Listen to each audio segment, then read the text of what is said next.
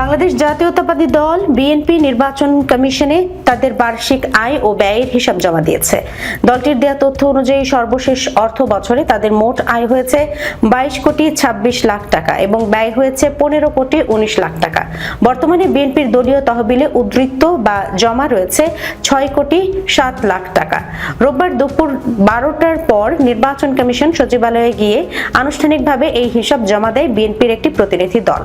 বিএনপির জ্যেষ্ঠ যুগ্ম মহাসচিব রুহুল কবির রিজভীর নেতৃত্বে 3 সদস্যের প্রতিনিধি দল আজ ইসি সচিবালয়ে পৌঁছায়।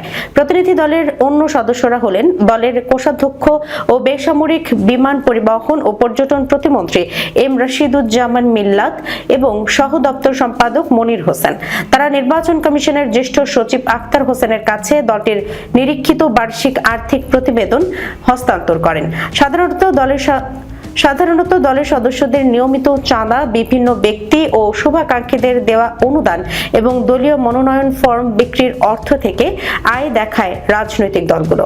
অন্যদিকে দলের সারা বছরের সাংগঠনিক কর্মকাণ্ড পরিচালনা, রাজনৈতিক কর্মসূচি বাস্তবায়ন, প্রচারপত্র ও পোস্টার প্রকাশনা, কেন্দ্রীয় ও স্থানীয় কার্যালয়গুলোর রক্ষণাবেক্ষণ খরচ, কর্মকর্তা কর্মচারীদের বেতন এবং দুস্থ নেতাকর্মীদের সহায়তার খাতে ব্যয়ের হিসাব দেখায়।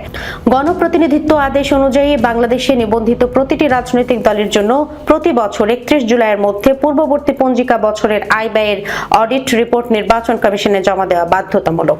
কোনো দল পরপর 3 বছর হিসাব জমা দিতে ব্যর্থ হলে তাদের নিবন্ধন বাতিলের আইনি বিধান রয়েছে।